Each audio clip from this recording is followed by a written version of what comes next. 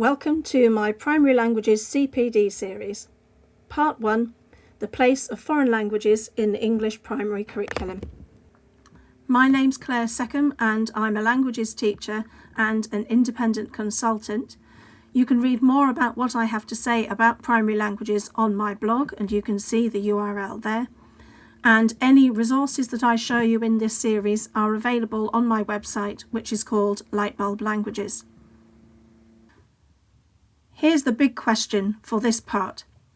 Is the teaching of a foreign language statutory in Key Stage 2? Well, the short answer is yes, it is, and it became statutory in September 2014 as part of that year's new national curriculum. Here's the overview from the documentation of the national curriculum, which shows clearly that languages are compulsory in Key Stage 2. As for all the other foundation subjects, the expectation is that languages will be taught regularly in all 4 years of Key Stage 2. Academies and free schools, of course, do not have to follow the national curriculum, but Ofsted and the DFE have said that if they don't follow the national curriculum for languages, they need to provide something of equal breadth and depth. The teaching of a language other than English is, of course, an integral part of a broad and balanced curriculum.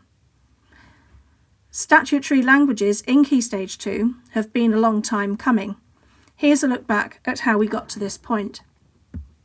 Prior to 2002, foreign language learning was commonplace in secondary schools, but a lot less so in primary schools.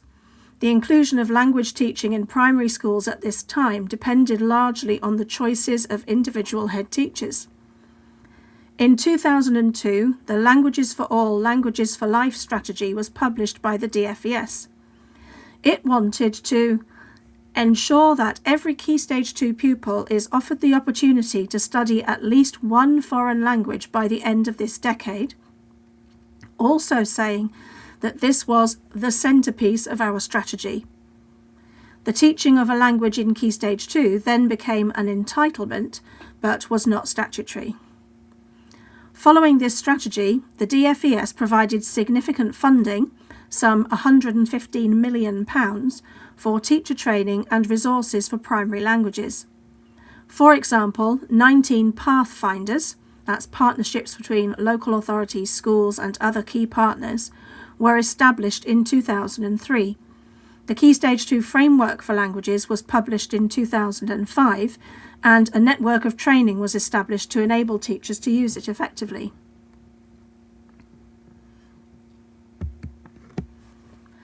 The 2006 Language Review, also known as the Deering Report, was generally positive about primary languages and said, "We recommend that languages become part of the statutory curriculum for Key Stage 2 in primary schools when it is next reviewed, or in any case, as soon as is practicable and if possible in time for languages to become part of the statutory primary curriculum by 2010. Funding for primary languages was increased again by £55 million a year, and in 2008 it was reported by Lyd King of the Languages Company that 92% of primary schools were offering a language in curriculum time, and 69% of all primary schools were offering a language to all of Key Stage 2. The Rose Review of the primary curriculum took place in 2009. It recommended that all children should have the opportunity to learn one or more languages in Key Stage 2 as a compulsory subject, thus accepting the recommendation of the Deering Report. The Rose Review placed languages and English in the same area of learning, which was called Understanding English Communication and Languages, in order to exploit the links between English and the chosen language or languages. At the end of 2009, it was announced by ministers that the outcomes of this review had been accepted and that the new primary national curriculum should be established in law. Following 7 years of considerable investment, training and support, schools were, generally speaking, ready for languages to become a statutory part of the Key Stage 2 curriculum. In May 2010, there was a general election, and the long-standing Labour government was replaced by a Conservative Liberal Democrat coalition. the plans for the new curriculum were thrown out by the new government. They then published their review of the national curriculum in June 2010, and a white paper called The Importance of Teaching came in December 2010. The white paper did not mention primary languages, and after this, the teaching of languages in primary schools entered a period of great uncertainty. Many schools abandoned the teaching that they had been doing, and the support networks ended when the DFES funding finally ran out in 2011. In June 2012, it was announced that MFL, as it was still being referred to at the time, would be made compulsory in Key Stage 2 from September 2014, and a consultation took place over the summer of 2012. The resulting report was published in November 2012. The new programmes of study were published in November 2013, with primary languages as a statutory subject alongside the other foundation subjects. And the teaching of statutory languages in Key Stage 2 began in September 2014. The subject is not statutory in Key Stage 1. When the 2014 curriculum was brought in, it was said that starting a new language at age 7 brings England in line with our European neighbours. At least one foreign language is compulsory in most European education systems before age 8, and even before the age of 6 in 6 education systems according to 2023 data from the European Union.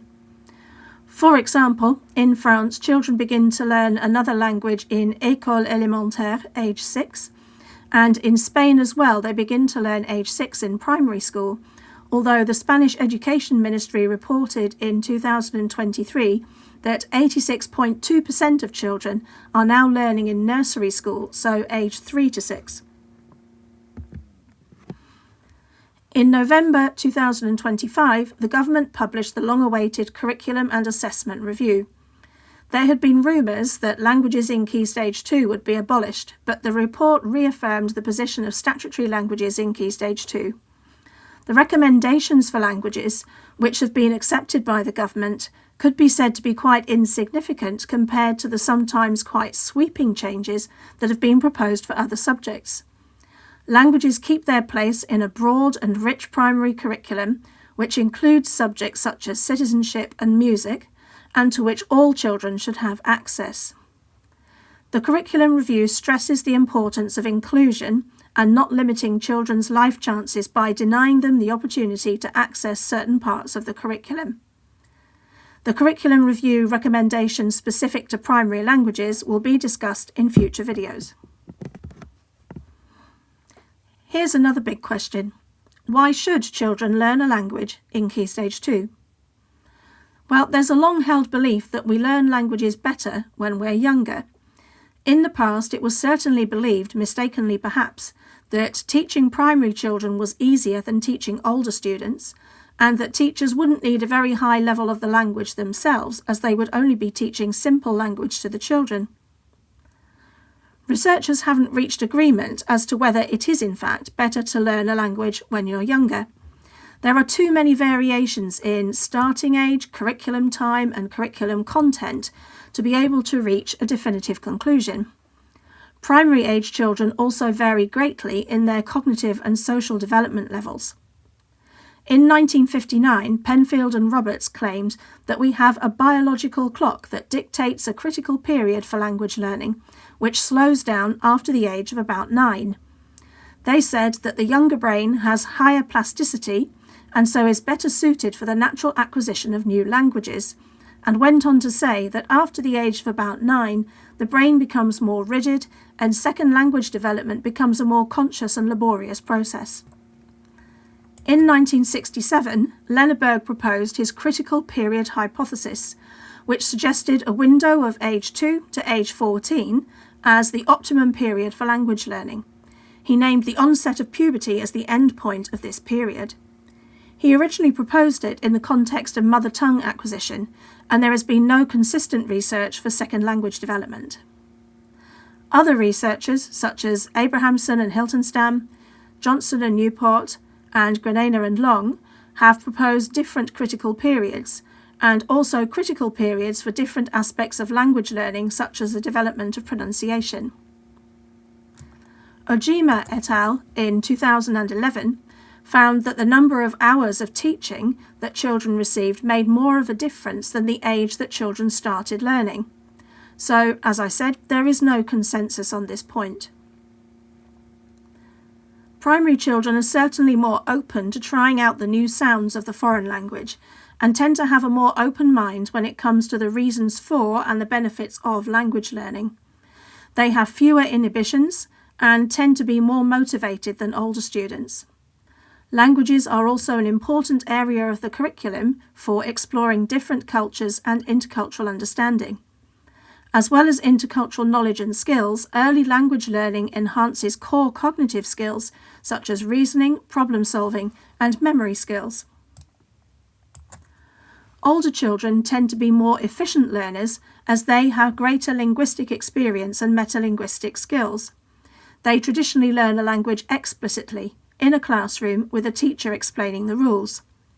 Younger children learn more implicitly through songs and play, through listening and imitating, which means that more time is necessary, and that's not always possible in the primary context.